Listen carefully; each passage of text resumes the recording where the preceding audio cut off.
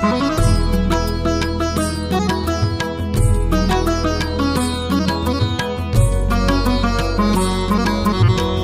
యెహోషువ గ్రంథం 2వ అధ్యాయం 8వ వచనం ఒక్క మాట మనం చదువుదాం. చూడండి, అక్కడ రాయబడిన మాట, ఆ వేగుల వారు పండుకొనక మునుపు ఆమె వారున్న మిద్దె మీదకి ఎక్కి వారితో ఇట్లనెను. పరిశుద్ధుడు వేరు తండ్రి, నీకు వందనాలు.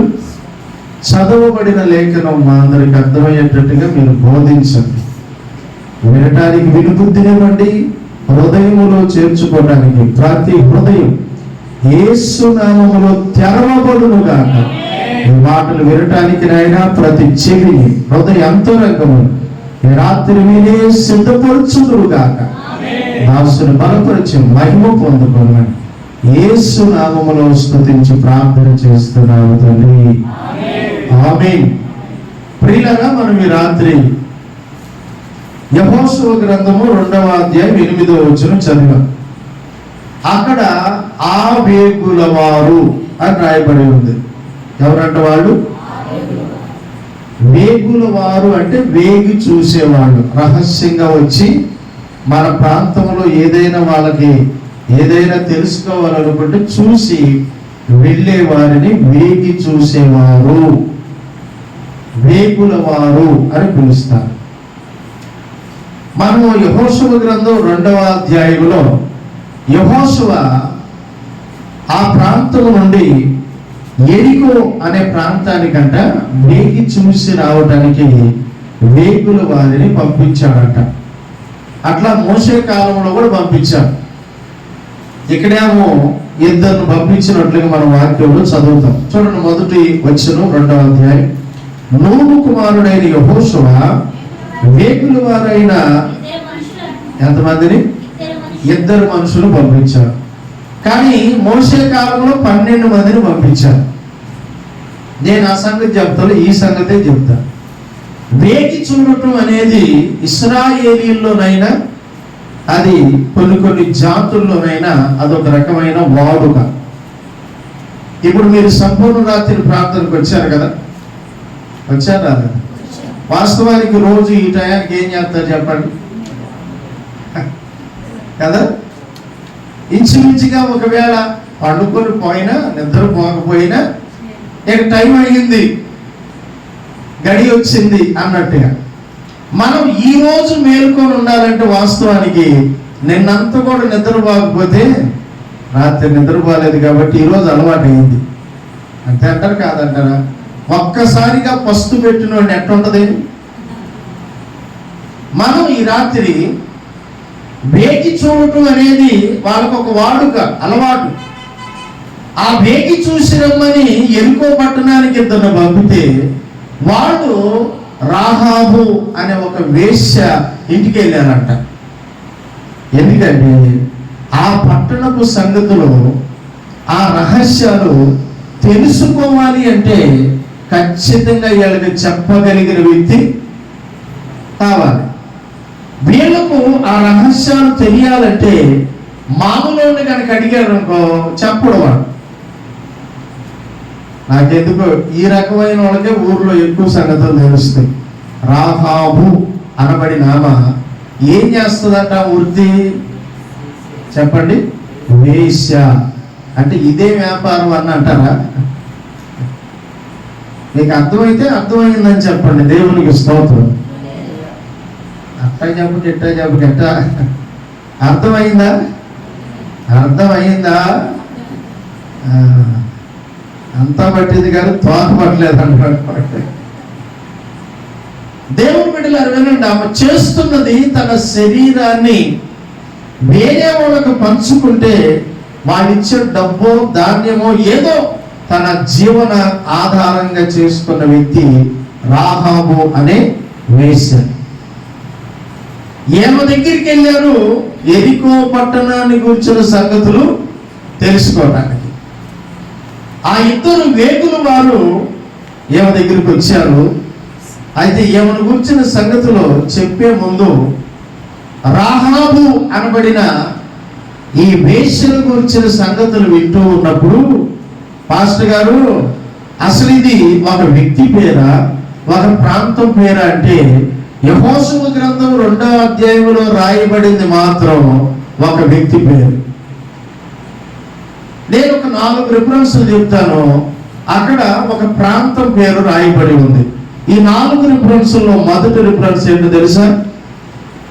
87వ కీర్తన 4వ వచనం. నోట్ చేసుకొని తర్వాత చదువుకోండి. 87వ కీర్తన 4వ వచనం. 89వ కీర్తన 10వ వచనం. ఏబు గ్రంథము 9వ అధ్యాయం 13వ వచనం. ఏబు గ్రంథము 26వ అధ్యాయము 12వ వచనం. నోట్ చేసుకుంటున్నారా? మళ్ళీ చెప్పాలా?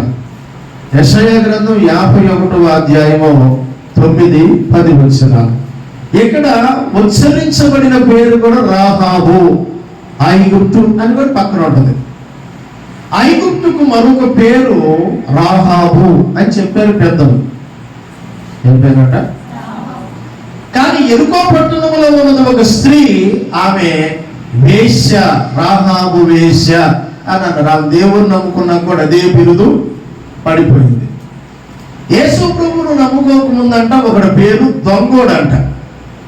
ఎవడాడు? యేసు ప్రభువును నమ్ముకున్న తర్వాత కూడా వాడికి ఇశ్రాయేలు అని పేరు పెట్టిన ఇశ్రాయేలు అని ఎవరు దొరుకుతలేదంట. ఆ ఊరు వెళ్ళి, సార్ ఇక్కడ పలానా ఆయన ఇశ్రాయేలు అంటే ఎవరండి అంటే, మాకేం తెలుసు అంటున్నారంట. అరే ఇశ్రాయేల్ అంటే ఎవరు అబ్బాయి, ఎవరు అసలు ఏం పని చేస్తాడంటే, ఏం చేస్తాడు నాకు తెలియదండి, ఆయన ప్రార్థనకు పోతాడు. మరి వాడురా దొంగోడు అన్నారంట. అంటే దొంగోడు అంటే అతను ఎందుకు పడిందో ఆ పేరు దొంగోడు ఆయన పేరు. కానీ వాస్తవానికి ప్రార్థనకి వెళ్ళి ప్రభువును నమ్ముకున్న పరిశుద్ధుడు. ఈ రాహాబు అనబడిన ఆమె పేరు యేసయ్యను నమ్మిన బైబిల్లో ఎక్కడ రాసిన ఆ పేరు రాహాబు వేశ్య అన్నారు. ఎందుకంటే ఆమె ఏ పరిస్థితుల్లో నుండి యేసయ్య దగ్గరకు వచ్చిందో పలుమార్లు గుర్తు చేశారు. ఇప్పుడు మనం కూడా యేసు ప్రభువును నమ్ముకున్నాం కదా. నువ్వు ఎందుకు యేసయ్యను నమ్ముకున్నావంటే, నేనంటే ఒకప్పుడు దొంగోడినండి అని చెప్పుకోరు కొంతమంది. నేను ఒకప్పుడు వ్యభిచారిని చెప్పరు. నేను ఒకప్పుడు మోసగాడిని చెప్పరు. మరి ఏం చెబుతారు? నేను ఒకప్పుడు తోపుని, పెద్ద తురుముని, నేను అట్టాంటోడిని ఇట్టాంటోడిని. అవి కావాలా దేవునికి? దైవజనుడైన పౌలు అన్నాడు, పూర్వము నేను. అది సాక్ష్యం. మన జీవితంలో ఒకవేళ మనం చెప్పుకోవాలంటే గత కాలం ఏమై ఉన్నామో అది ప్రస్తుతం కూడా అవసరమే. ఎందుకు? నేను యేసు ప్రభువును నమ్ముకున్నాను. ఎందుకు నమ్ముకున్నావు?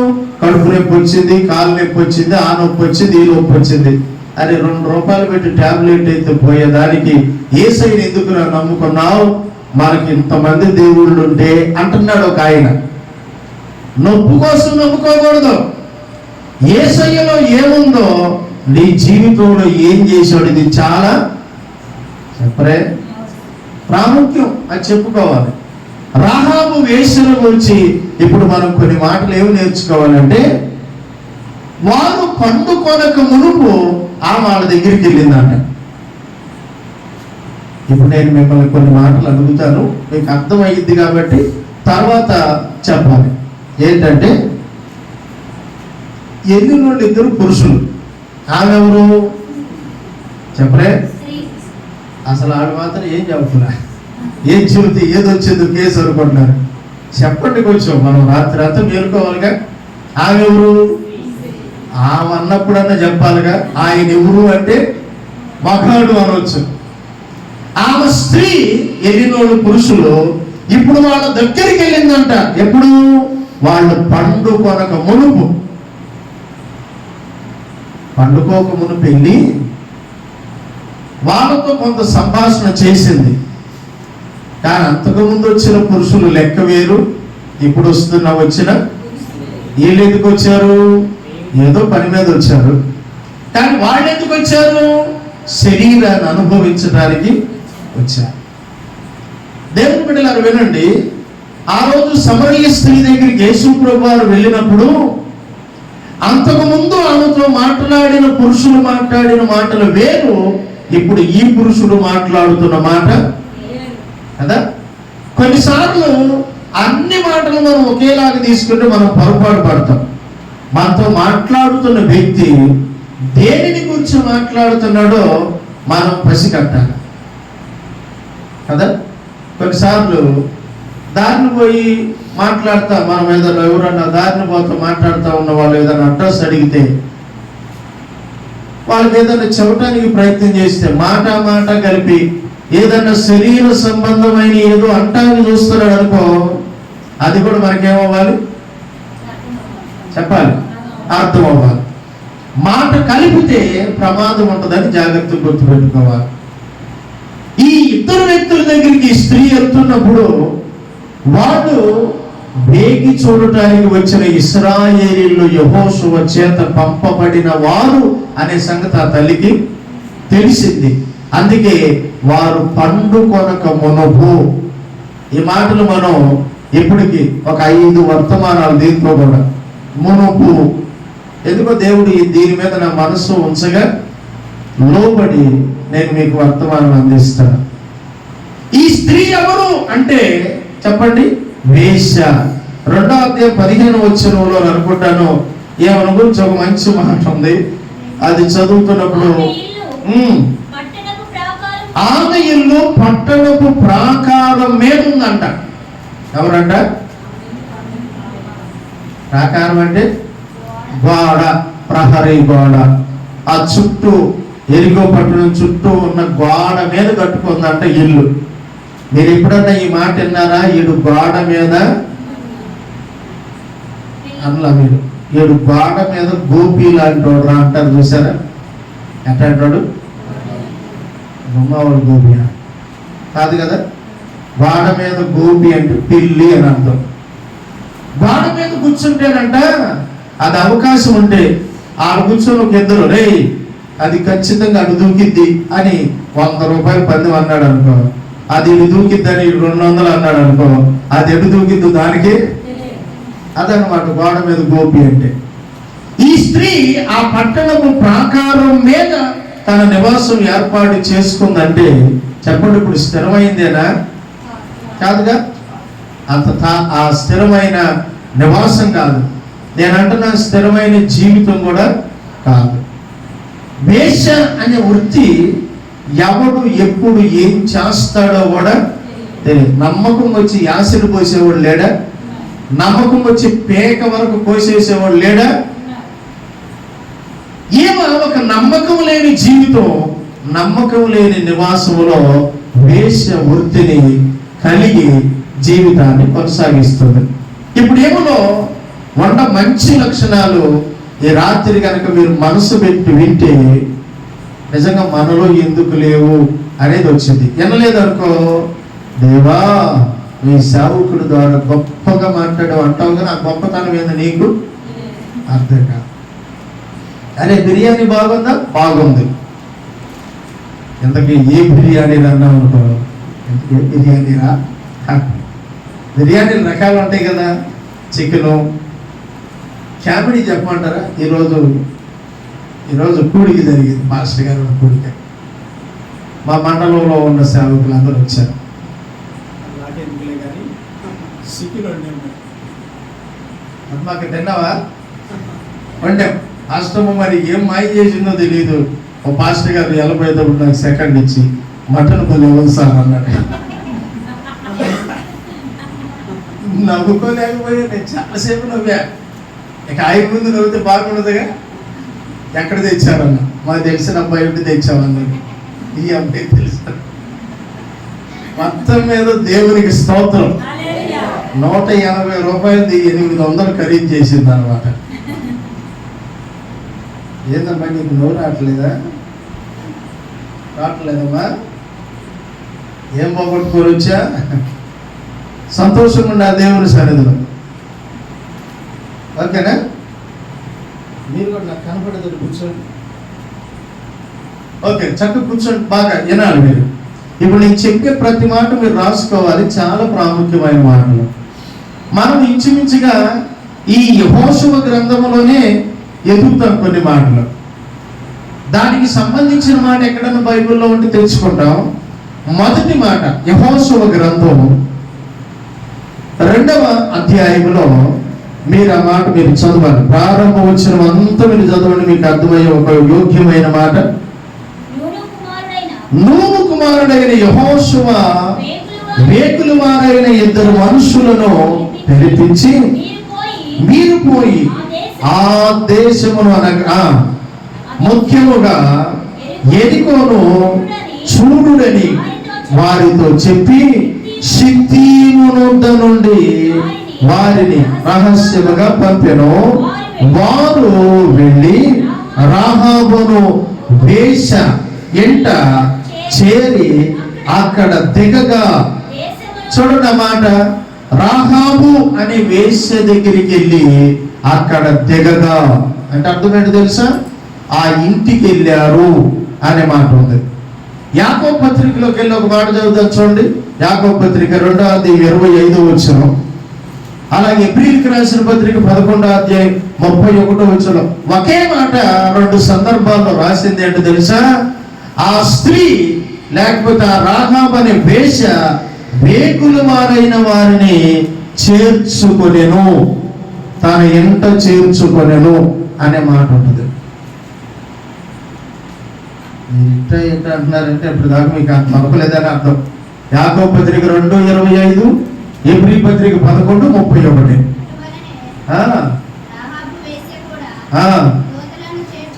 ఏం చేసిందంట? దూతలు ఎవరు? దేవదూతలు కాదు వీళ్ళు. యెహోషువ పంపిన 2 మనుషులు. దూతలు అంటే సమాచారాన్ని తీసుకెళ్లేవాళ్ళు, చేరవేసేవాళ్ళు. ఆ 2 మనుషులు అంట రాహాబు అనే వేసి ఏం చేసిందంటే చెప్పండి, తన ఇంట చేర్చుకొనెను. ఎబ్రీ పత్రిక 11:31 అయితే సమాధానముగా వారిని తన ఇంట చేర్చుకొనెను అని ఉంటుంది. ఆమె మొత్తం మీద ఆ 2 ఏం చేసిందంట? చేర్చుకుంది. యేసుప్రభు ఏం చెప్పాడు తెలుసా? నా పేరట ఈ చిన్నవారిలో ఒక్కడినైనా మీరు చేర్చుకుంటే ఖచ్చితంగా దాని ఫలాన్ని ఏంటంట. నేను సేవకు వచ్చిన రోజు, ఈ మేడపులు అడుగుపెట్టిన రోజు నన్ను తీసుకొచ్చిన బలరామయ్య గారు, ప్రేమయ్య గారు ప్రార్థన అయిపోయిన తర్వాత ఒక ప్రకటన చేశాడు. ఇదిగో ఈ పాస్టర్ గారు ఇక్కడే ఉండి ఊర్లోనే సేవ చేస్తాడు, దేవుడు పంపించాడు, మీలో ఎవరైనా చేర్చుకుంటారా అన్నాడు. ఎప్పుడయ్యా అంది అంటారా? అప్పుడు ఎన్న వాళ్ళకి తెలుసు. వెంటనే విజయం మక్కుంది, మా ఇంటికి వచ్చి మా ఇంట్లో ఉండి సేవ చేసుకోవచ్చు. స్తోత్రం చెప్పండి. ఆల్రెడీ అక్కడ దొండకాయలు కూర తిన్నాం, మాకాయ తిన్నాం, వాళ్ళ ఇంట్లో ఉంటున్నాం. కానీ అది తాత్కాలికమైన చెప్పలేదు, తాత్కాలికం. ప్రార్థన పెట్టాం, ఆ పూట ఉంటాం, తర్వాత సర్దుకొని వెళ్ళిపోతాం. ఎవరైనా చేర్చుకునే వాళ్ళు ఉంటారంటే వెంటనే ఆ ఇంట్లో ఏమనాల్సిందంటే ఆల్రెడీ చేర్చుకున్నాం కదా అనాలి. కానీ కొత్తగా విజయం అక్క అన్నమాట, మా ఇంట్లో ఉండి సేవ చేసుకోవచ్చు. స్తోత్రం చెప్పండి. సేవ చేయడానికి ఇప్పుడు నాకు ఏం దొరికింది? ఒక ధైర్యం, ఆశ్రయం దొరికింది. ఆశ్రయపురంగా వాళ్ళ మాట అన్నప్పుడు నేటికి 17 సంవత్సరాలు ఉండడానికి దేవుడు కృప చూపాడు. చప్పుడు కొడుతూ ప్రభువుని స్తుతిద్దాం. ఆ మాట కనుక ఒక్కళ్ళు కూడా అనకపోతే చెప్పండి, అది సాధ్యమా? సాధ్యం అయ్యేదేమో కాదేమో. నేను ఆ రోజు కూడా చెప్పాను, ఎవరు చేర్చుకోకపోతే చెట్టు కింద అయిన ఉంటాం. ఇంతకు ఏ చెట్టు ఉంది చెప్పరే? ఉందా చెట్టు? అదేదో విశ్వాసంతో అన్నాం. మొత్తం మీద ఒక్క ఇంటితో చేర్చుకుంటారు అని ఒక నిరీక్షణ కలిగితే ఈ రోజున మీరు అందరు రావడానికి ప్రభు కృప చూపాడు. స్తోత్రం చెబుతుంది కదా. ఈరోజు ఏ ఇంట్లోనమ్మా ఈ సాయంత్రం మీ ఇంట్లో ప్రార్థన, మా ఇంట్లోనా వద్దులే అనేవాళ్ళు ఉండారా? కుమార్ దగ్గరే కుదురుతారు. మరి వెళ్ళి కొట్లో పెట్టయితే పోయింది స్వార్థ పోవడం. అందరి దగ్గర స్వతంత్రంగా వచ్చేస్తాం, మనకి వెళ్ళలేకపోతాం. దేవుడు ఆ ద్వారాలు కూడా తెలుసుడు కాక ఆ పిల్ల చెప్పండి చెప్పామా. దేవుని బిడ్డలారా మీరు జాగ్రత్తగా రండి. రాహాబు వేశ్య వేగులు వారు ఏం చేసిందంట? చేర్చుకుంది బలవంతంగానా. అందుకే ఎబ్రీ పత్రిక 11:31 చదవమంది.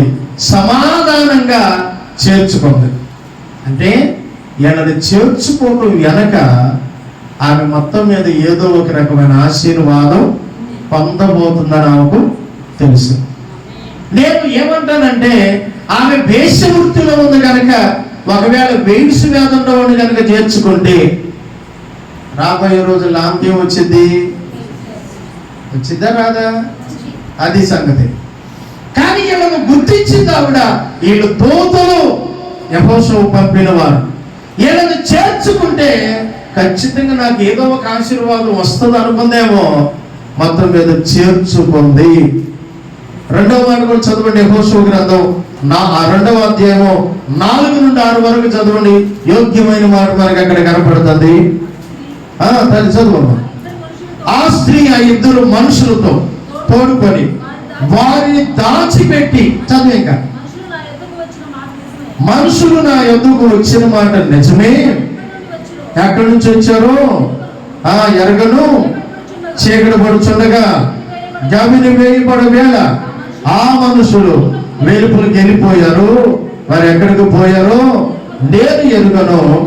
మీరు వారిని శీఘ్రముగా తరిమితిరా పట్టుకుందరని చెప్పి ఆ మిథ్య మీదకెక్కి ఆ ఇద్దరిని ఎక్కించి దాని మీద రాసి వేసి ఉన్న జలుప కట్టెలలో వారిని దాచిపెట్టాడు. ఈ మాట కోసం ఇదంతా చదవాల్సింది. 4వ వచనంలో 6వ వచనంలో మనకు కనపడుతుంది. చేర్చుకుందంట. శత్రువులు వచ్చినప్పుడు ఏం చేసిందంట?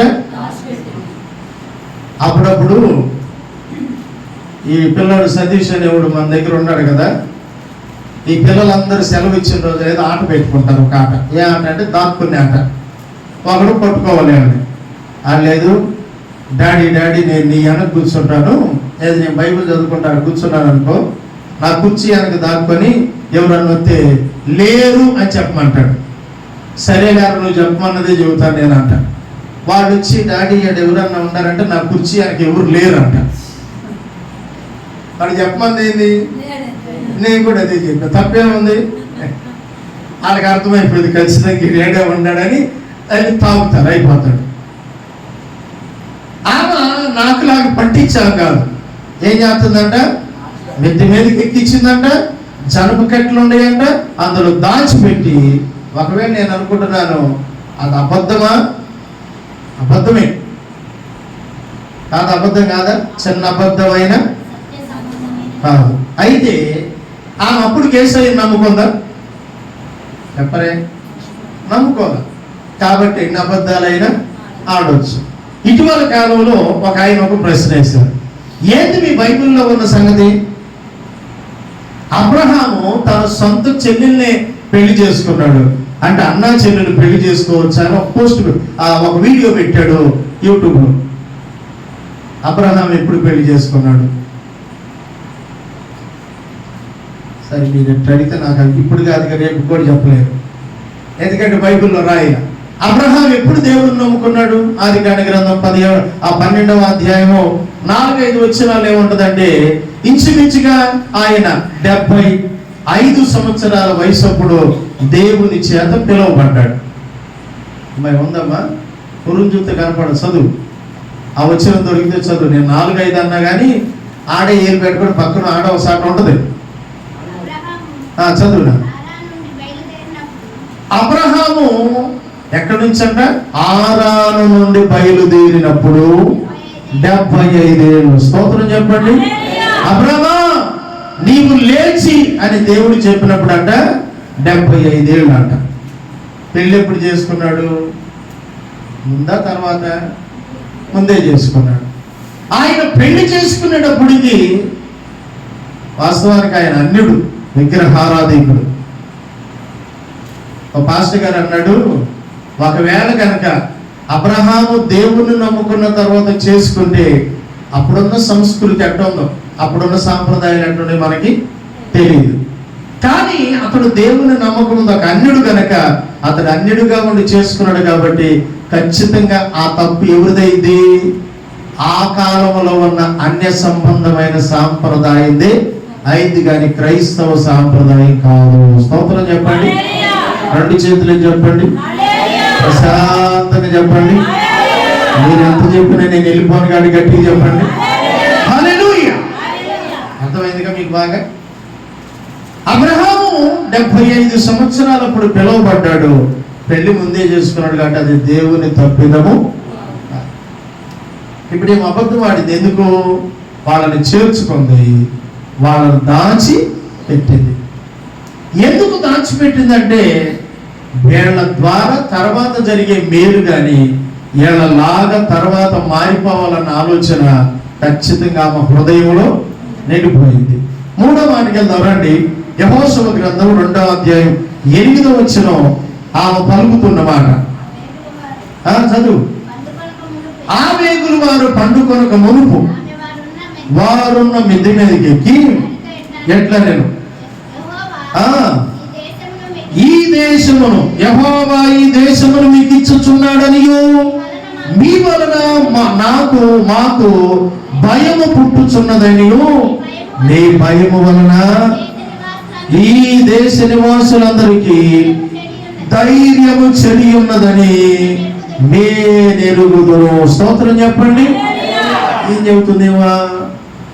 అయ్యా మీ దేవుడు అంటే మా అందరికీ భయం. ఎందుకు? మీ దేవుడు అసలు ఏందయ్యా, ఎన్ని కార్యాలు చేశాడయ్యా, ఎంత కార్యాలు చేశాడు అంటే సముద్రాన్ని 2 పాయలుగా చేసేసాడు మీ దేవుడు. స్తోత్రం చెప్పా.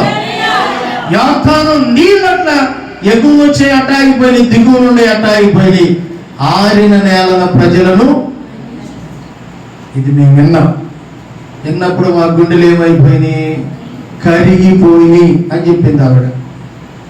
మీ దేవుని గొప్పతనం, మీ దేవుడు చేసిన గొప్ప కార్యములను గురించి మేము విన్నాం.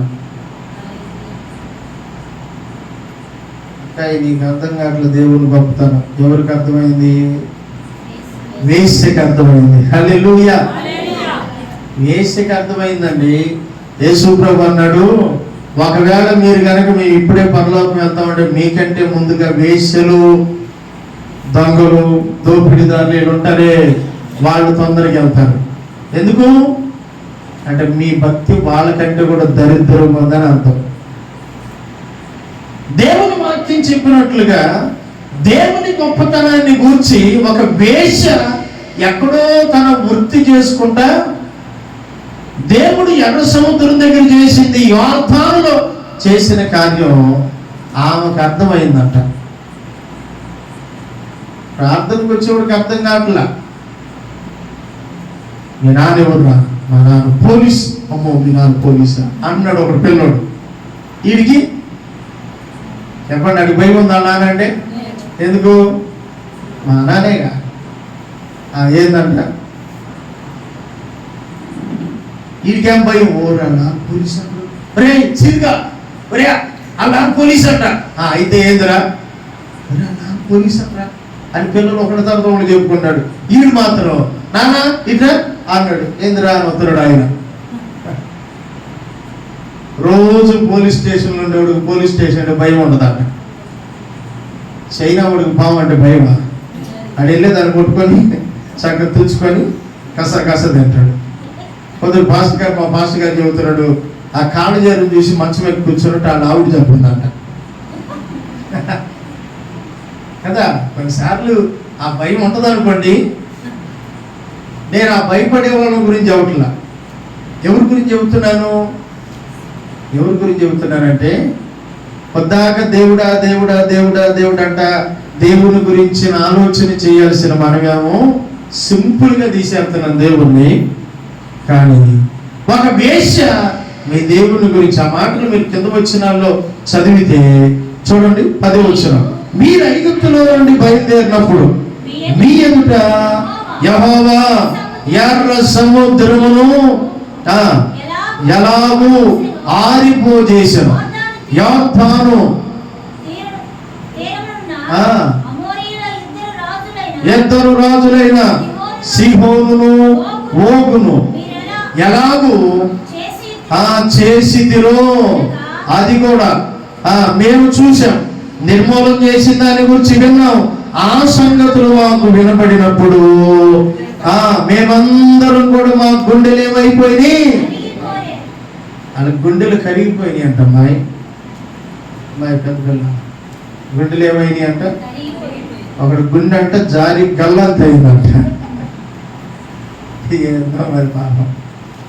అసలు గుండెకాయ లేనివాడు ఎవడన్నా ఉంటాడా? వాడెవడు అన్నాడంట, నా గుండెకాయ సరిగ్గా ఉండాల్సిన స్థలంలో కూడా మోకాళ్ళ కాడకి జారింది అన్నాడంట. అప్పుడు ఆయన ఎట్ట కొట్టాలి? మనం కింద నుంచి కొట్టాలి, పైకి వెళ్ళాలిగా. దేవుని బిడ్డలుగా మనం ఒక సత్యాన్ని రాత్రి గుర్తుపెట్టుకుందాం. ఏంటో తెలుసా? వేశ్య వృత్తిలో ఉన్నప్పటికీ దేవుని గురించిన గొప్పతనాన్ని, దేవుని గురించిన దేవుడు చేసిన గొప్ప కార్యములను గూర్చి ఆమె వింటుంది.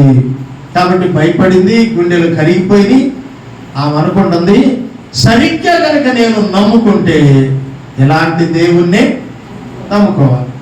రండి 16వ వచనం, 2వ అధ్యాయం 16వ వచనం చదువు.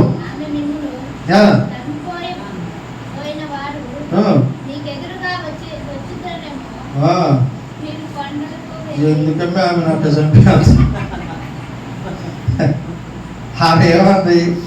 ఆమె మిమ్మును తరమబోయిన వారు మీకెదురుగా వచ్చేదరేమో, మీరు పండగకు వెళ్ళి తరమబోయేవారు తిరిగి వచ్చే వరకు 3 దినములు అచ్చట దాగి ఉండుడి, ఆ తరువాత మీ త్రోవన వెళ్ళుడని వారితో చెప్పగా. ఇప్పుడు ఎట్టుంది? అదిగా రోజు బడికి వెళ్ళమనేది. రోజు వెళ్ళి గుడించాలు పొల్లులు ఒత్తులని బాగా చూస్తే పర్వాలా, మాణిక్యముల అని రాయకుండా ఉండొచ్చు. స్తోత్రం, హల్లెలూయా. వెనకున్న వాళ్ళు కూడా చెప్పాలి. అందరూ కంట్రోల్లో ఉండాలి, తప్పకూడదు. కంట్రోల్ తప్పితే బ్యాటరీ వీక్ అయిపోయింది. స్తోత్రం కలుగునుగాక. ఈమెను గురించిన ఒక మాట మనము మరొకటి చదువుతున్నాం 16వ వచనంలో. ఆ వేగుల వారికి తప్పించుకునే మార్గం చెబుతుంది. ఏ మార్గం చెప్పండి? ఎవరి చేతిలో నుండి? వేగుల వారు ఎరుకో పట్టణానికి వచ్చారు అన్న సంగతి రాజుకి తెలిసిందంట. ఎరుకో రాజుకి ఆయన సైన్యాన్ని పంపిరై ఆ వేసే ఇంటికంటే ఎవరు వచ్చారంట, వాళ్ళు కొట్టుకురంట. వాళ్ళు దాచిపెట్టింది. దాచిపెడతమే కాదు, వాళ్ళతో మాట్లాడడం మాట్లాడయ్యా, ఇప్పుడు మిమ్మల్ని పట్టుకోబోయే వాళ్ళు ఖచ్చితంగా నేను చెప్పిన మాటను బట్టి గౌరి దాటి వెళ్ళిపోయారు, వాళ్ళు మీకు ఖచ్చితంగా ఎదురు పడతారు. వాళ్ళ చేతిలో నుండి మీరు తప్పించుకోవాలంటే ఆ కొండకెళ్ళి 3 రోజులు అక్కడ ఉండండి, తర్వాత మీ త్రోవన మీరు వెళ్ళిపోవచ్చు. తప్పించుకునే మార్గం చెబుతుంది ఆవిడ. నేను అంటున్నాను, వాళ్ళను చేర్చుకోవటమే కాదు, దాచిపెట్టడమే కాదు, దేవుని గొప్పతనం వాళ్ళ దగ్గర మాట్లాడటమే కాకుండా వాళ్ళు తప్పించుకునే మార్గం చూపిస్తుంది. మీరు వెంటనే అక్కడున్న ఒక మాట చూడండి, 23వ వచనం. ఆ 2 మనుషులు ఆ కొండకెళ్ళి ఆ కొండ నుండి తిరిగి దిగి నది దాటి నూను కుమారుడైన యెహోషువ యొద్దకు వచ్చి తమకు సంభవించినవన్నీ అతనితో చెప్పిరి. స్తోత్రం చెప్పండి. ఏం చెప్పుంటారు యెహోషువకి?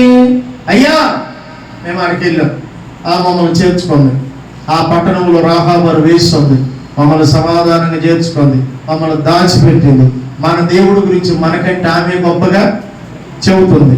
ఇంకోటి ఏందో తెలుసా? మేము శత్రువుల చేతుల నుండి తప్పించుకోవడానికి కూడా ఆమె మాకు మార్గం చూపించింది. హల్లెలూయా. యెహోషువకు అన్ని పోసుకొచ్చినట్టు చెబుతున్నారు. నేను అంటున్నాను, యెహోషువ ఎంత సంతోషపడి ఉంటాడు తెలుసా? మనోళ్ళు అప్పుడప్పుడు అంటారు చూడండి, వీడు చూసి రమ్మంటే పాలకి వెళ్ళి రారంటే ఇది వెళ్ళండి గేదె కాడికి వచ్చారు పెడతానండి. పిల్లోడిని పాలు పోసుకొని రారని ఆ ఇంటికి వెళ్ళి పోసుకురారంటే వాళ్ళు ఎవరు కనపడలేదంట. ఇప్పుడు పోసుకెళ్ళకపోతే ఏమన్నా అంటారేమో, నేను కూర్చోలేక పెడతా ఉన్నాడంట. అది లాగా ఒకటి ఇచ్చిందంట. ఏదది? అది రోజు పిండేవాడు కాదు, వీడెవడు దొంగడు వచ్చాడు అన్నట్టుగా చూసి రమ్మంటే కాల్చి వచ్చే రకాలు. చెప్పింది చెప్పినట్టు చేయట్లా. కానీ వీళ్ళు వెళ్ళిన మార్గం రాహాబు దగ్గరికి వెళ్తే 4 అనుభవాలు ఇప్పుడు ఏళ్లలో మనం చూసాం. 5వ అనుభవం కూడా చూడండి, 2వ అధ్యాయం 12వ వచనం చదవండి. అక్కడ మీకు అర్థమవుతున్న గొప్ప మాట. 12వ వచనం, నేను మీకు ఉపకారం చేసింది కనుక నా తండ్రి ఇంటికి ఉపకారం చేసి నాకు నిజమైన ఆనవాలు ఇచ్చి అనంది. ఏంటంట? ఆనవాళ్ళు కావాలంటా ఉంటుంది. ఏం ఆనవాళ్ళు? వాళ్ళు వచ్చినోడు ఏం చెప్పారు తెలుసా? అయ్యా మీరు అసలు ఎందుకు వచ్చారంటే, మేము ఈ పట్టణాన్ని వేగి చూడటానికి వచ్చాం. ఎందుకు? మేము ఈ పట్టణం మీద యుద్ధం చెయ్యాలనుకుంటున్నాం. ఈ పట్టణం మీద యుద్ధం చేసినప్పుడు ఖచ్చితంగా ఈ పట్టణాన్ని మేము తగలు పెడతాం, ఈ పట్టణాన్ని మేము నాశనం చేస్తాం, ఇందులో ఉన్న వాళ్ళందరినీ చంపేస్తాం అని చెప్పారు. అంటే ఇప్పుడు నేను ఇంకా కొద్ది రోజులకి వీళ్ళు చేసే యుద్ధములో నేను నా తండ్రి ఇంటి వారు సర్వనాశనం అయిపోతాం. కాబట్టి అడుగుతుంది, అయ్యా నేను నీకు ఉపకారం చేశాను కదా, మీరు నాకును నా తండ్రి ఇంటి వారికి ఉపకారం చెయ్యండి. ఏ ఉపకారం? మీరు యుద్ధానికి వస్తానని చెబుతున్నారు, తగలు పెడతానంటున్నారు, నాశనం చేస్తానంటున్నారే, అప్పుడు మేము తప్పించబడాలని ఒక ఆశపడుతున్నాం. అంటే ఈమెకి ఎంతవరకు తెలిసిందో చెప్పమంటారా? ఇందాకేమో ఎర్ర సముద్రం గురించి చెప్పిందా? చెప్పలేదా? యోర్దాను నది గురించి చెప్పిందా? కానీ ఈమె ఐగుప్తు దేశంలో ఇశ్రాయేలు ప్రజలు ఉన్నప్పుడు సంహారపు దూత ఇదిగో ఈ రాత్రి సంచారం చేస్తాడు, మీ ద్వార బంధకాలకు, అడ్డకమ్ములకు, నిలువు కమ్ములకు వధించబడిన నిర్దోషమైన గొర్రెపిల్ల రక్తం పొయ్యండి. ఏ ఇంట నిర్దోషమైన రక్తము కనబడిద్దో ఆ ఇంటి నుండి ఎవరిని ఏం చేయకుండా దాటి వెళ్ళిపోతానని చెప్పాడు దేవుడు. స్తోత్రం చెప్పండి. ఎందుకు? ఆ ఇంట గుర్తుంది. నిజమైన ఆనవాలు నాకు ఇవ్వండి అంటే, మీ దగ్గర ఏదో ఒక ఆనవాలు ఇవ్వండి అంటే వాళ్ళు ఆవిడకి ఒక తొగరు దానం ఇచ్చారు. ఆ దానం ఇశ్రాయేలు దగ్గర మాత్రమే ఉండింది. మీరు 10 కమాండ్మెంట్స్ అనే ఒక సినిమా తీశారు, మోషే చరిత్ర, ఇశ్రాయేలు ఐగుప్తులో ఉన్నప్పుడు. అందులో ఒక దాది లేకపోతే అక్కడున్న ఒక ఐగుప్తురాలు ఆ వస్త్రాన్ని చూడగానే ఇది ఎబ్రీల వస్త్రం అని అంటది. నిజంగా అది కావాలని పెట్టారు, ఎందుకంటే వాళ్ళ దగ్గర ఖచ్చితంగా వాళ్ళే స్వయంగా నేర్చుకున్న ఒక వస్త్రం ఉంటుంది. ఆ వస్త్రాన్ని నేసే ఒక దారం ఆవిడకి ఇచ్చారు, అది ఎర్రని దారం. ఈ దారం మమ్మల్ని ఇప్పుడు నువ్వు తప్పించడానికి దించుతున్న ఈ కిటికీకి కట్టుకో. మేము వచ్చినప్పుడు ఖచ్చితంగా ఈ దారాన్ని బట్టి నీవు నీ తండ్రి ఇంటి వాళ్ళందరూ తప్పించబడతారు. అర్థమైంది? అర్థం కాలేదు ఆవిడికి. అంటే ఇప్పుడు ఇవేం చేయాలి? వాళ్ళ అమ్మ నాన్న, అన్నదమ్ముళ్ళు, అక్క చెల్లెలు, రక్త సంబంధికులు, ఇంట్లో పట్టిన వాళ్ళందరూ పిలుచుకోవాలి. ఎందుకంటే వెళ్ళిన వాళ్ళు ఎప్పుడు వస్తారు చెప్పండి అమ్మా. తెలుసా తెలీదా? యేసు ప్రభు వారు నేను వెళ్తున్నాను, పొద్దున్న వస్తానన్నాడా? అక్క అట్టయి బాబా అక్క చూడు, ఎప్పుడు వస్తానన్నాడు ఆయన? వస్తాను ఖచ్చితంగా, వచ్చేది మాత్రం ఖచ్చితం. దానికోసం నువ్వేం చేయాలి? సిద్ధపడచ్చు. సిద్ధపడు ఓ సంగమా, సిద్ధపరచు ప్రియ సంగమా ఉంది కదా పాట. ఈరోజు కూడా గుర్తొచ్చింది అశోకుడు చూడగానే ఆ పాట చేస్తే బాగుంటుంది. అన్నీ రెడీ అయిపోయినాయి కానీ దుడ్డిల్లే కదా. దాన్ని బయటికి తీయాలనుకుంటున్నాం. అద్భుతమైన పాట, యేసయ్య రాకను గురించిన పాట. పుట్టినరోజు అప్పుడు రాకను పాట ఎందుకులని మన ఈ మధ్య కదిలీల, లేకపోతే క్రిస్మస్ పండుగ రిలీజ్ చేస్తే బాగుండేది. తీర్థం మొత్తం మీద మీరు ఎట్టనే ఉంటే కాదు కానీ బాగా ప్రార్థన చేస్తే స్తోత్రం చెప్పాలి. ప్రార్థన చేస్తే కాదు, తలుపులు తీయాలి, తాళాలు తీయాలి, టంగు పెట్టి ఓపెన్ చేయాలి. ఆమె చెప్పట్లేవు. మాణిక్యమ్మకు మాత్రమే చెప్పింది అందరికి దేవుడు ఆ బిడ్డను సమృద్ధిగా దీవించను కాక, ఆ రాజయ్యను కూడా దీవించను కాక. ఓకే, జాగ్రత్తగా మనము మన జీవితంలో ఏది చెయ్యాలో రాహాబు వేసి చెబుతుంది. ఆ ఇల్లు వాళ్ళని దించిన కిటికీ కట్టుకున్నాడు దారం, సంబంధించిన వాళ్ళందరూ లోపల పెట్టుకున్నాక వాళ్ళు ఏమన్నారో తెలిసి కింద వచ్చిన వాళ్ళు, మాయ్ ఈ ఇంటి నుంచి ఎవరైనా బయటకు వచ్చినా మా బాధ్యత కాదు. ఎవడైనా బయటకు వచ్చామనుకో, ఈ లోపు మేము వచ్చామనుకో మేము ఆడేసేస్తాం. ఎందుకయ్యా మా వాడిని వేసేసారు మాకు తెలియదు. ఇంట్లో ఉండవాడు మాత్రమే రక్షణ పొందుతారు కదా, వాడలో ఉన్నవారు మాత్రమే రక్షణ పొందారు. ఆ 8 మందికే నీటి ద్వారా బాప్తిసం పొందే భాగ్యం దొరికిందంట. హల్లెలూయా కదా. ఇప్పుడు దారం కట్టి వాళ్ళు వెళ్ళిపోయిన తర్వాత ఇప్పుడు దేన్ని జాగ్రత్త చేయాలి మీరు చెప్పండి? చెప్పండి. దారాన్ని జాగ్రత్త చేయాలి. ఇంకా దేన్ని చేయాలి? ఇంట్లో ఉన్న వాళ్ళందరినీ కంట్రోల్ చేయాలి. ఒకడు అంటాడు, నాకు ఇప్పుడు నూడిల్స్ తినాలనిపిస్తుంది, ఎక్కడికి వెళ్తా? బయటికి వెళ్తా. ఈలో వాళ్ళు వస్తారేమో, వద్దు.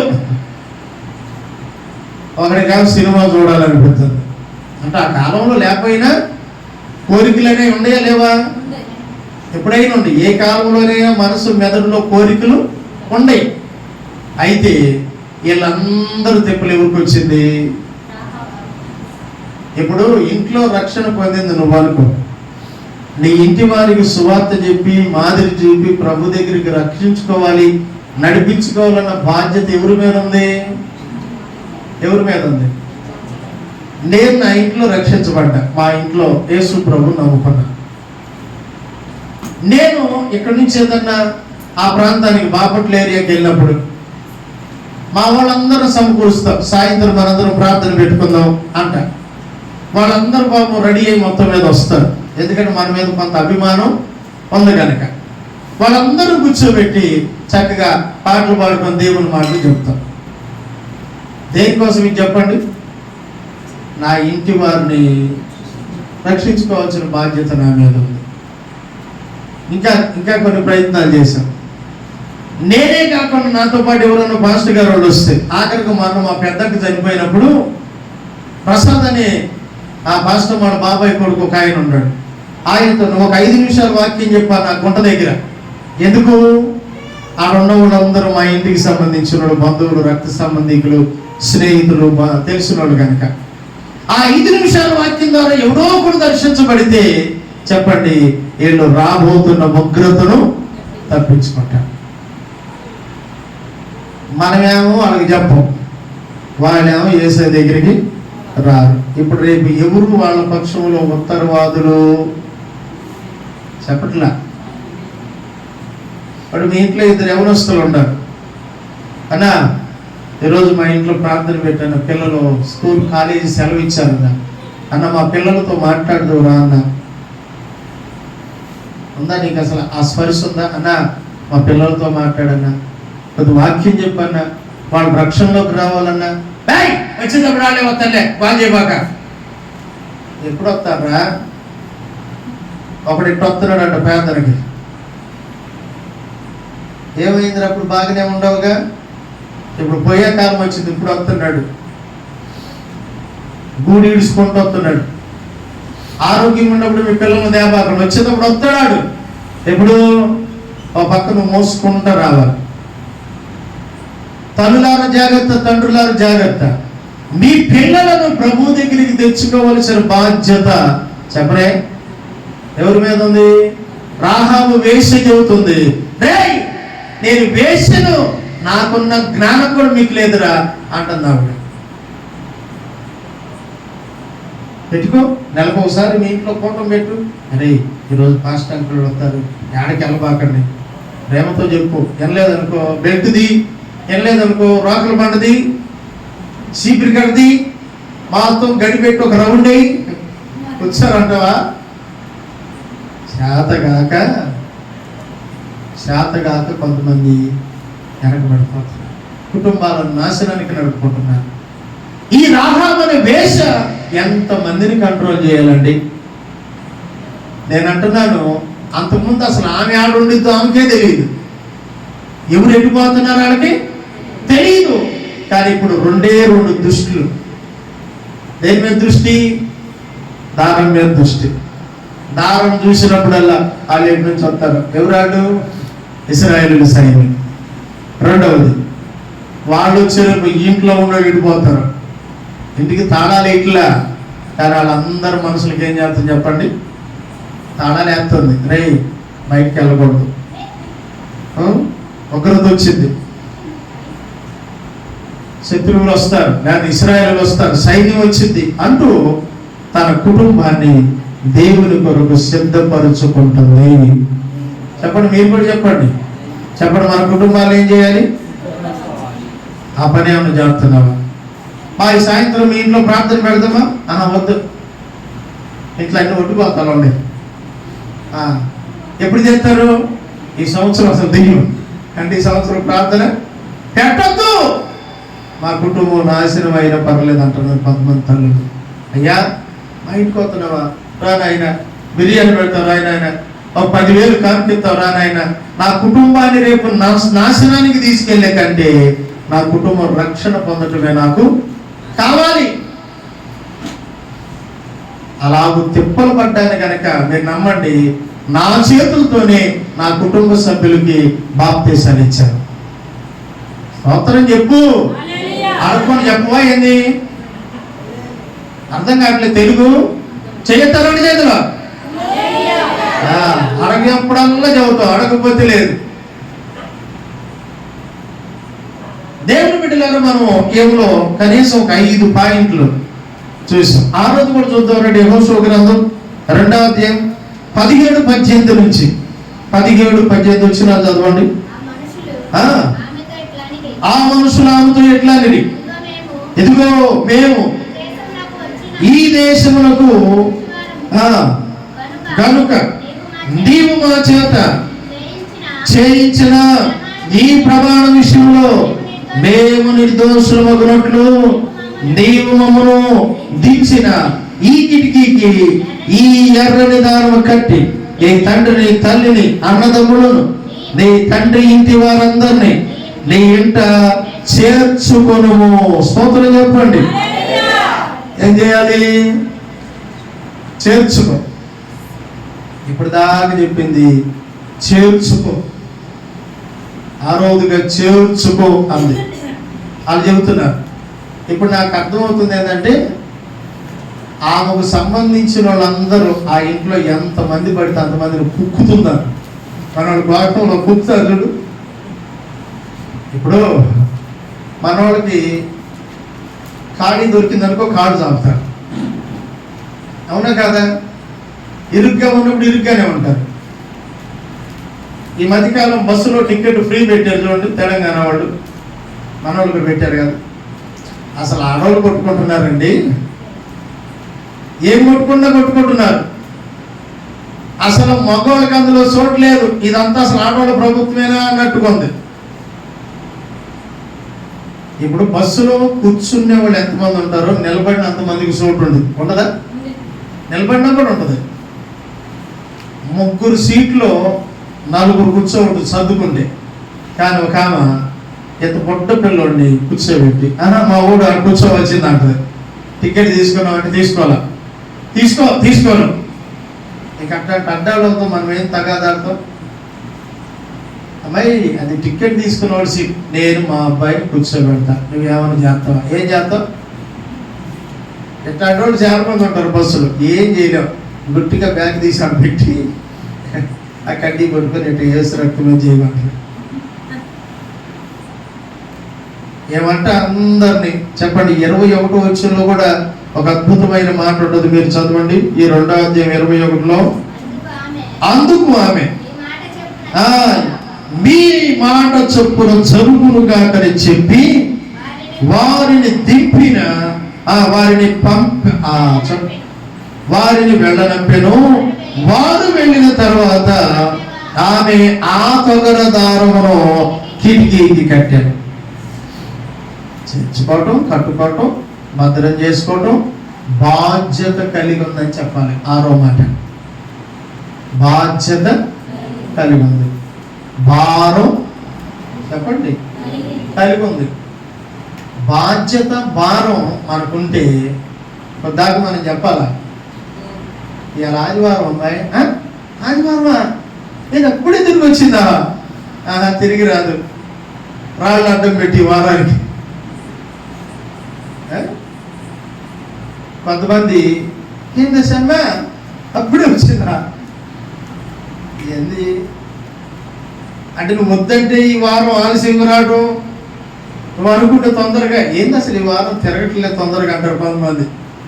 తిరగదు, ఎందుకంటే ఎవరైనా మనకు డబ్బులు ఇవ్వాలన్నప్పుడేమో తిరగాలి, మనం ఎవరికైనా ఇవ్వాలన్నప్పుడేమో నేను అప్పుడే తిరిగి వచ్చిందా?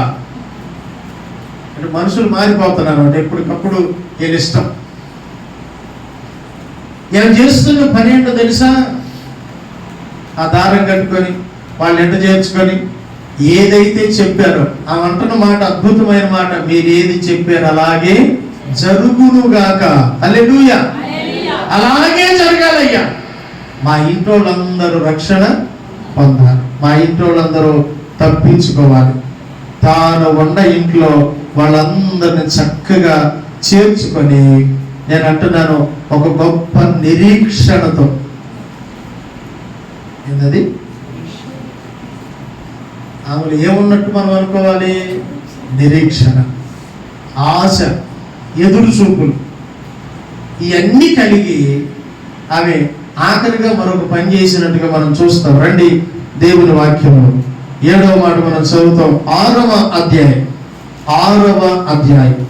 25వ వచనాన్ని మనం చదివితే, రాహాబును వేశ్య యెరికోను వేగి చూచుటకు యెహోషువ పంపిన దూతలను దాచిపెట్టి ఉండెను కనుక అతడు ఆమెను, ఆమె ఇంటి వారిని, ఆమెకు కలిగిన వారందరినీ బ్రతుకనిచ్చెను. ఆమె నేటి వరకు ఇశ్రాయేలీయుల మధ్య నివసించుచుండెను. స్తోత్రం చెప్పాలి. ఆడ నివాసం అంట చెప్పాలి ఆడ. ఈ మాట నువ్వు నిజంగా చెయ్యొద్దు చెప్పు, నీ నివాసం ఎక్కడ? దావీదు అన్నాడు, యెహోవాయే నా నివాస స్థలము అన్నాడు.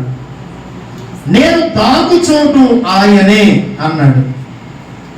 ఇంకా నా నివాసం దేవుని మందిరమే అన్నాడు. ఇందాకెవరు మన పిల్లలు పాట పాడతా, ఈ పాట నీ కృపను గూర్చి పాడుటే నా ధన్యత అనే పాటలో ఒక చరణం ఉంటుంది. ఏంటి ఆ చరణం? అదేనా? పచ్చని వలీవనై, పచ్చని వలీవనయ్యన ఆ పాట అనుకుంటా. చూడండి,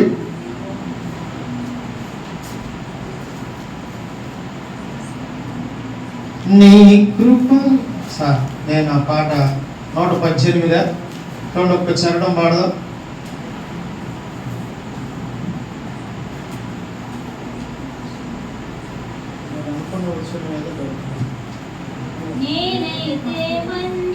ఓకే, ఆ మాట నేనైతే మొదటి వచ్చాను. మందిరములో పచ్చని వలీవ చెట్టునై, నేనైతే మందిరములో పచ్చని వలీవ చెట్టునై, నీ కృపయందు నమ్మికతో వాడవాడగా వర్ధిల్లాలని, నీ కృపయందు వాడవాడగా వర్ధిల్లాలని.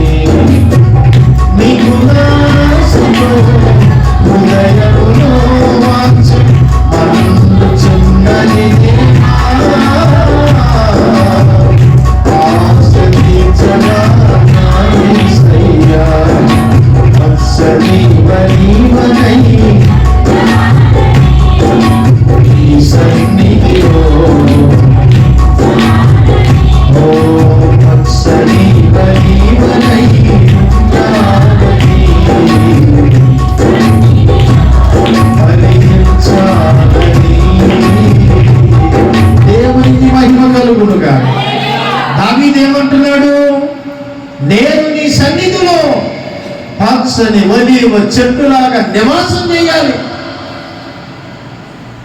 ఈ 7వ మాట మనకు నేర్పుతుంది ఏంటో తెలుసా? మనం తాగుబోతులతో కాదు నివాసం, తిరుగుబోతులతో కాదండి మన సహవాసం. మనము లోకమును ప్రేమించే వాడితో కాదు సహవాసం. అది ఎవరితో?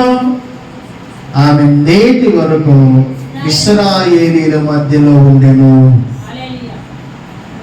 ఈ మాట మనకు చాలా జ్ఞానం నేర్పించే మాట. ఆమె అంతకు ముందు వేశ్యలతో ఉంది, ఆమెను వాడుకునే మనుషులతో ఉంది, ఎవరు డబ్బిస్తే వాళ్ళతో ఉంది. కానీ ఇప్పుడు ఇశ్రాయేలీల మధ్యలో, ఇశ్రాయేలీలు అంటే ఎవరు కదా? దేవుని ప్రజలు, వాగ్దానం చేయబడిన దేశ నివాసులు వాళ్ళు.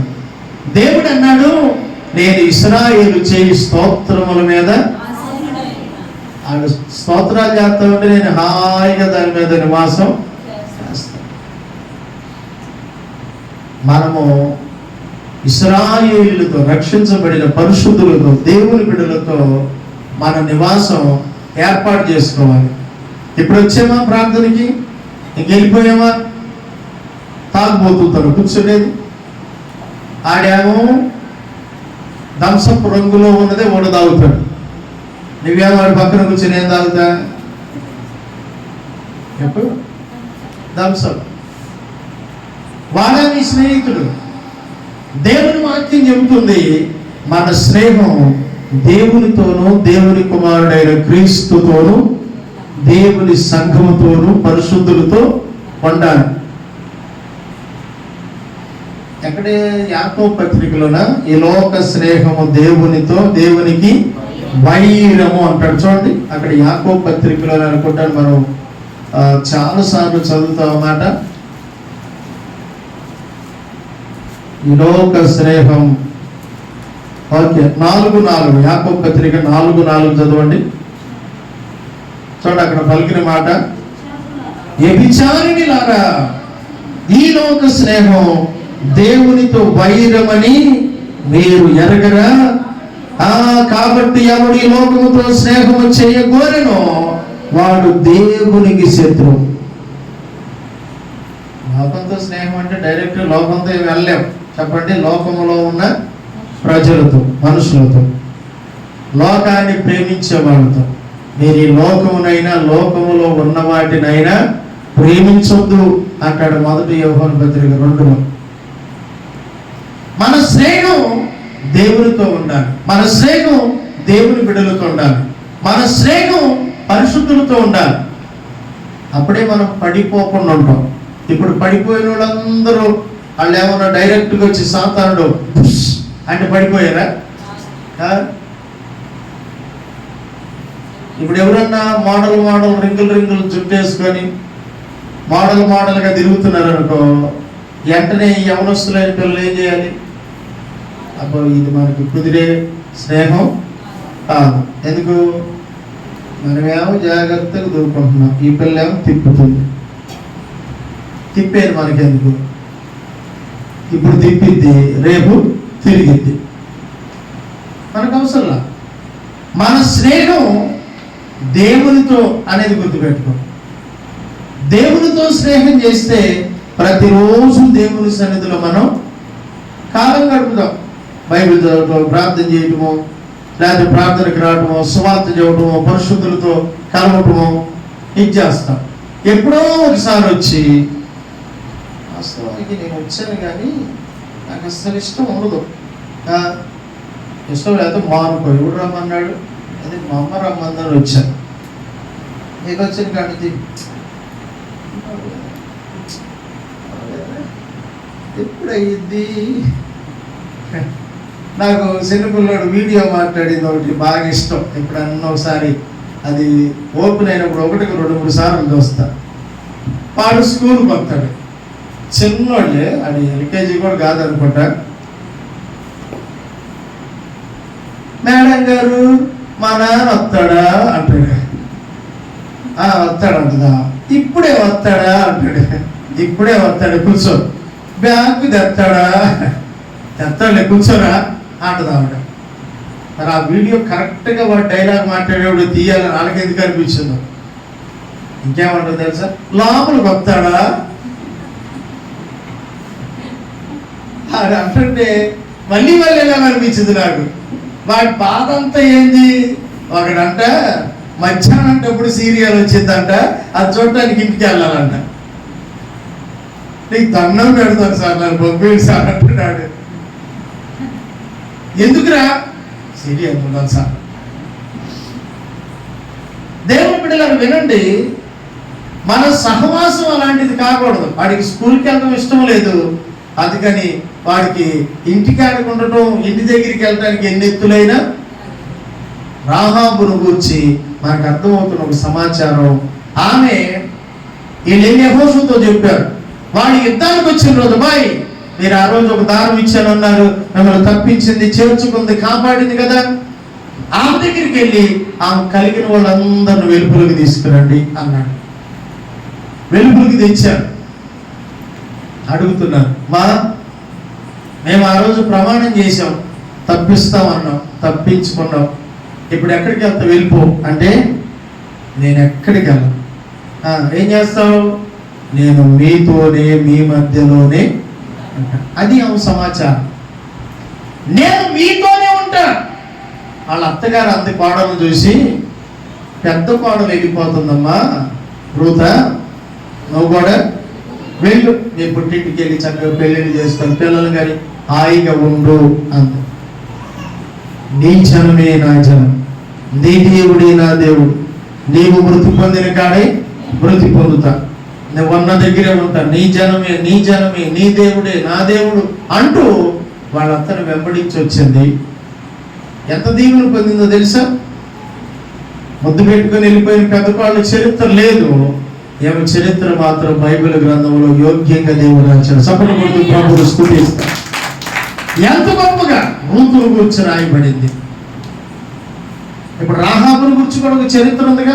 మత్తయి సువార్త 1వ అధ్యాయం 5వ వచనం చదవండి, అక్కడ రాయబడిన మాట. మత్తయి సువార్త 5వ అధ్యాయము 1వ అధ్యాయం 5వ వచనం చూడండి, అక్కడ రాయబడిన మాట. మొదటి కనెను రాహాబునందు బోయాజును కనెను. హల్లెలూయా. ఎవరంట, రాహాబు సల్మాను అనే మాటలు కనపడతారు. వీళ్ళిద్దరు కలిసి అంటే ఒక యోగ్యమైన బోయాజును కన్నారంట. హల్లెలూయా. ఆ వంశావళి యేసు ప్రభు అని వచ్చినట్లుగా చూస్తాం. న్యాయాధిపతులను ఆక్షేపించండి, రూతు గ్రంథంలో కూడా ఈ చరిత్ర ఉండదు. ఎందుకు చెబుతున్నానంటే, ఒక వేశ్య జబ్బుతోనో ఎవరి చేతిలోనూ పోవలసింది దేవుణ్ణి నమ్ముకొని, వేగులు వారిని చేర్చుకొని దాచిపెట్టి వాళ్ళను తప్పించి దేవుని గొప్పతనాన్ని గురించి విని, దేవుని గొప్పతనాన్ని గురించి తెలుసుకొని, ఇప్పుడు ఆఖరికి ఏమైంది తెలుసా, ఆమె ఇంటి వారు సంబంధించిన వాళ్ళందరూ నేటి వరకు ఇశ్రాయేలీల మధ్యలో ఉంటే దేవుడు అన్నాడు, నీ స్థాయి ఇది కాదు, ఈ భూలోకానికి నా కుమారుడైన యేసు రావాలి, ఆ వంశావళి వరుసలో నిన్ను కూడా చేరుస్తానని దేవుడు చేశాడు. దేవుని కోసం మనం రవ్వంత చేస్తే దేవుడు మన కోసం పన్నంత చేయగలిగిన వాడని నమ్మాలి. మనం ఎంత పండు ఎక్కువ, రవ్వంత ఎక్కువ, మనం ఎంత చేస్తాం చెప్పండి. పెద్ద ప్రార్థన చేసి ప్రభు చిన్నదే చేశానట. ఎంతసేపు వీళ్ళందరినీ నిద్రకేసి చిన్న ప్రార్థన అయ్యి అంటే, ఈ పిల్ల చిన్న ప్రార్థన ఎంతసేపు చేసింది, పెద్దదైతే ఇంకంతసేపు చేసింది. సంపూర్ణ రాత్రి ప్రార్థనకు నువ్వు ఒక్కదాని వద్దు సాలక్క చెప్పండి. పెద్ద ప్రార్థన చెయ్యొద్దని కాదు, రాహాబు లాంటి యోగ్యమైన పని మనం కూడా చేయదుముగాక.